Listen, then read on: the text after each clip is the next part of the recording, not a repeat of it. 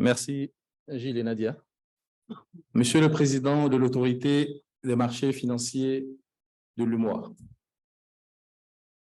Monsieur le Commissaire de l'UEMOA en charge du département des politiques économiques et de la fiscalité intérieure, Messieurs, Madame les membres du Conseil d'orientation de l'UEMOA Titres, chers partenaires du marché des titres publics, Mesdames et Messieurs, distingués invités, d'entrée, je voudrais exprimer la joie qui m'anime de vous retrouver tous ici aujourd'hui dans cette salle, de vous retrouver en présentiel après 2 années où nous avons été obligés d'organiser cette session sous format virtuel à cause de la crise sanitaire. Je me réjouis de vous retrouver ici dans cette salle, ensemble, tous en bonne santé. Permettez-moi de rendre grâce à Dieu, le tout miséricordieux, d'avoir permis cela.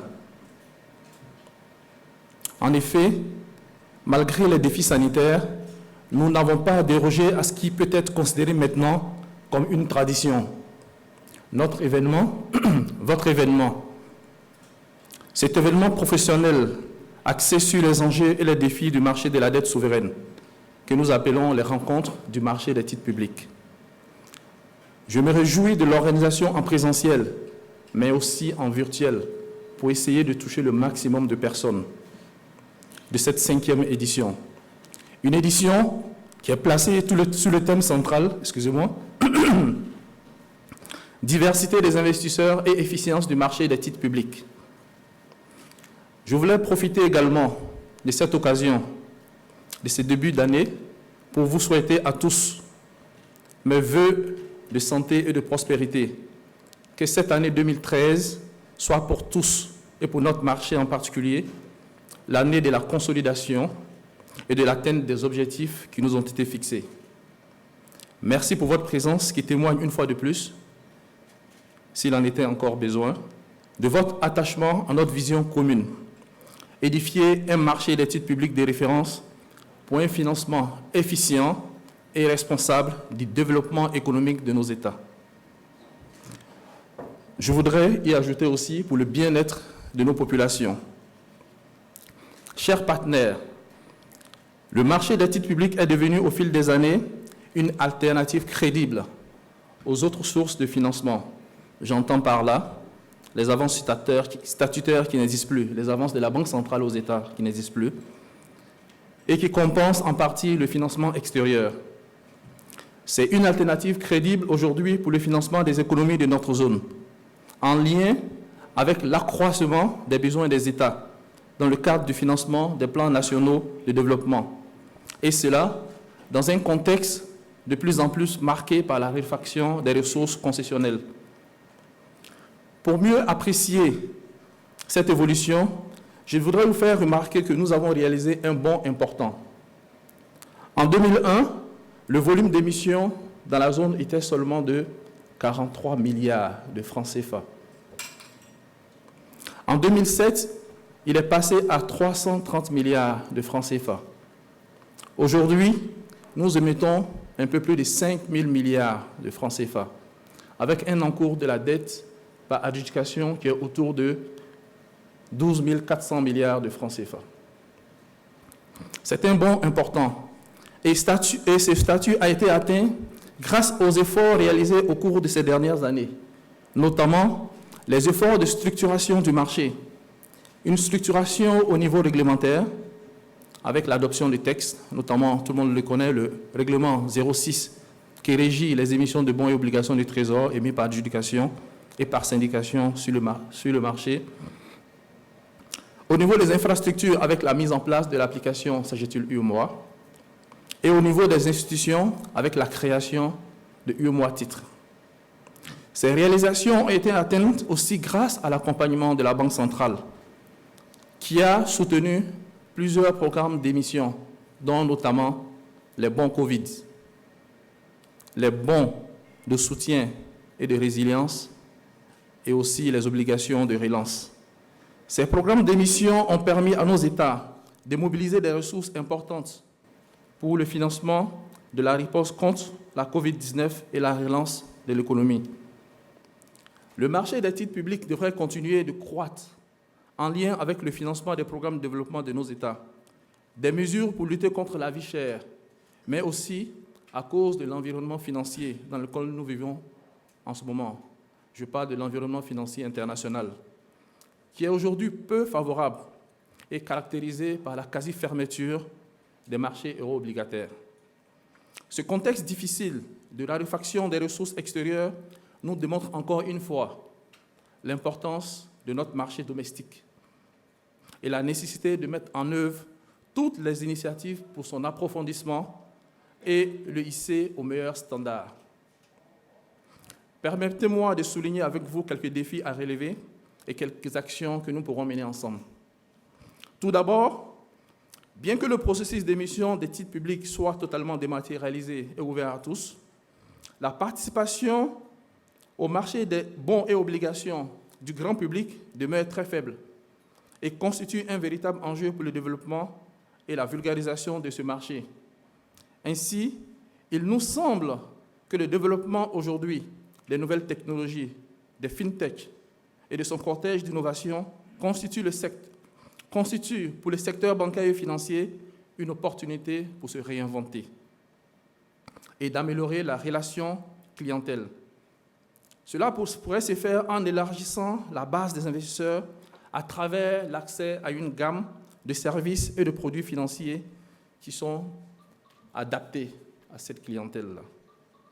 Pour cela, la rénovation des canaux de distribution des instruments financiers ainsi que les infrastructures de marché doivent être en parfaite symbiose avec les évolutions technologiques. Pour sa part, UOMATID s'est engagé à mettre à votre disposition une plateforme de transactions sur le marché secondaire pour faciliter aussi bien la découverte des prix, mais aussi pour faciliter la découverte des offres, ce qui contribuerait, à n'en point douter, à réduire le coût de la recherche de contrepartie pour vos transactions. C'est un point très important.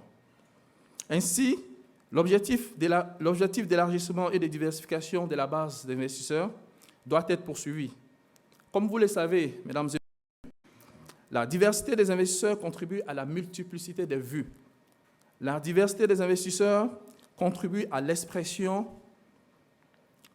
de stratégies différentes sur le marché et concourt à la dynamisation de son efficience. Nous espérons que cette plateforme contribuera à faire évoluer les stratégies de gestion dans notre zone. Ces stratégies qui sont fortement dominées aujourd'hui par le buy and hold, la détention des titres jusqu'à leur échéance.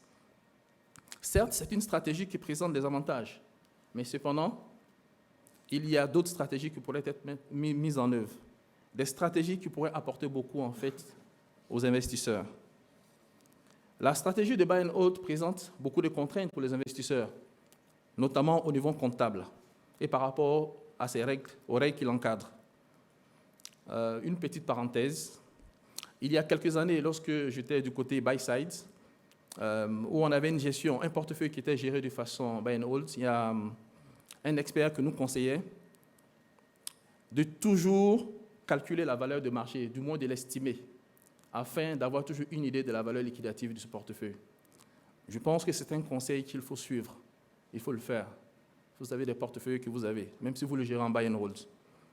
Essayons de faire cet exercice-là pour nos différents portefeuilles. La gestion des portefeuilles exige de connaître ses contraintes, notamment l'horizon temporel de la gestion et aussi ses besoins de liquidité et d'autres types de contraintes au niveau fiscal, ce qui devrait aboutir à une allocation stratégique d'actifs qui correspond au meilleur couple rendement-risque qui nous correspondent. Cette approche est nécessaire pour intégrer une gestion de portefeuille moins passive. Le besoin de liquidité aussi est un élément important dans la gestion de portefeuille et de toute opération d'investissement. Des besoins de liquidité à court terme, par exemple, imposeraient d'investir sur des titres courts ou de privilégier des actifs qui présentent un degré de liquidité important. Vous conviendrez avec moi que nous sommes plus enclins à détenir un titre qui est liquide plutôt que de détenir un titre illiquide. Nous apprécions la liquidité par la possibilité d'acheter ou bien de vendre un titre sans subir un écart important par rapport au prix du marché. C'est une des raisons qui motive à travailler pour l'amélioration de la liquidité du marché. Cela suppose une amélioration du marché secondaire pour faciliter la cession et aussi l'acquisition des titres, mais aussi la dynamisation du segment monétaire, du segment des titres courts. Mesdames et messieurs, notre marché a fortement progressé au cours de ces dernières années, mais nous notons que des efforts restent à faire sur les segments du court terme, qui constituent, selon nous, je pense que vous serez d'accord avec moi, le socle du développement du marché dans son ensemble. En effet, sur le marché des titres publics, nous avons noté une baisse de dynamisme au niveau du marché des titres courts. Ceci à la fois du côté des émetteurs, mais aussi une préférence de certains investisseurs. Nous sommes d'accord avec vous que l'allongement de la duration de la dette est un objectif à rechercher, que nous encourageons. Nous sommes aussi convaincus qu'il faut émettre sur les maturités les plus longues, sur la maturité de 15 ans que nous avons déjà atteint, et plus encore, peut-être 20 ans, parce que, tout simplement, nous avons besoin de références de taux. Nous avons besoin de références de taux pour accompagner le développement du marché, mais aussi parce qu'il faut accompagner le développement des États. Il faut accompagner le financement de ces besoins. L'objectif de mettre sur la maturité longue ne devrait toutefois pas se faire au détriment de l'efficience du marché, en négligeant le segment court. Il faut une présence régulière sur l'ensemble des points de la courbe des taux. C'est ce qui permet de déterminer la valeur intrinsèque ou la vraie valeur des actifs financiers. Cette valeur intrinsèque est déterminée le plus souvent à travers des modèles de non-arbitrage qui prennent appui sur des méthodes d'évaluation par des flux actualisés. Aussi, après tant d'années d'efforts soutenus, notre marché doit pouvoir prétendre à des produits beaucoup plus sophistiqués. Par exemple, des instruments à taux variable qui compléteraient l'écosystème pour pouvoir nourrir l'ingénierie financière et offrir, par exemple, des produits de couverture, comme, par exemple, des swaps, des FRA. En tout cas, c'est un vœu que nous chérissons. Cet objectif, nous le pensons, est à portée de main. Pour les investisseurs, nous voulons vous encourager à avoir de véritables politiques d'investissement en ligne avec les profils de risque de vos différents mandats. Quelles sont les voies et moyens alors pour dynamiser le segment court du marché des titres publics et créer une externalité positive entre celui-ci et le marché dans son ensemble, afin de contribuer au développement du marché et du financement des États? C'est un des points que nous allons discuter au cours de ces 3 jours. Chers partenaires, vous le savez, les rencontres du marché des titres publics se veulent être une opportunité de revenir sur un état des lieux du marché de la dette souveraine avec les enjeux et défis à relever, mais surtout d'explorer les perspectives économiques de nos États. Comme par le passé, il y aura des panels sous l'appellation de Focus Pays, qui seront des moments phares de ces journées et qui vont mettre l'accent sur les potentialités économiques de nos États, la contribution des réformes aux performances économiques, ainsi que les perspectives. Ces Focus Pays contribueraient à l'amélioration de la transparence du marché et donc à son efficience. Nous souhaitons que les REMTEP soient le lieu d'échange sur les bonnes pratiques et le renforcement des compétences. Ainsi, il nous a semblé essentiel de vous proposer des masterclass. Ces masterclass porteront cette année sur la gestion des portefeuilles obligataires, avec une première session qui sera dédiée à poser le cadre de gouvernance et aussi à discuter des stratégies financières de gestion de portefeuille. Et aussi une seconde session qui sera beaucoup plus pratique et qui abordera la quantification des stratégies qui seront mises en œuvre, ainsi que le suivi des portefeuilles avec des indicateurs de performance qui seront ajustés au risque. Nous espérons que cet espace vous offrira l'opportunité d'échanger sur les cadres de gouvernance qui ont cours dans vos différentes institutions et de faire évoluer les propositions d'amélioration et de faire des propositions d'amélioration de ces cadres pour tirer le maximum des opportunités qu'offre notre marché. Oui, la flexibilité pour la gestion est très importante. ne dit-on pas souvent en fait que le timing l'emporte sur le picking? Qu'est-ce que cela veut dire? Cela veut dire tout simplement qu'on peut choisir un actif qui a un potentiel, mais le plus important, c'est le moment où on achète cet actif-là. Il ne faut pas l'acheter lorsque l'actif est au plus haut. Donc c'est un point important pour la flexibilité. L'année 2023 s'annonce avec de nombreux défis à relever. Il va s'agir de poursuivre les efforts de structuration et de développement du marché. Ainsi, nos 3 jours de discussion devraient nous permettre d'échanger sur nos objectifs et de définir les actions à mettre en œuvre, chacun à son niveau pour les atteindre. J'en profite pour remercier notre partenaire souverain, le Trésor public du Sénégal, qui abrite cette édition et qui n'a ménagé aucun effort pour permettre la tenue de cet événement. Mais également notre partenaire institutionnel pour la 4e année consécutive, FSD Africa. Notre partenaire networking pour la 3e année consécutive, la SOAGA. Et sans oublier notre partenaire média, Africa News. Nous les remercions pour leur accompagnement sans faille. Ensemble, nous saurons relever les importants défis du marché des titres publics pour un développement économique accru de la zone UEMOA. Je vous remercie pour votre attention.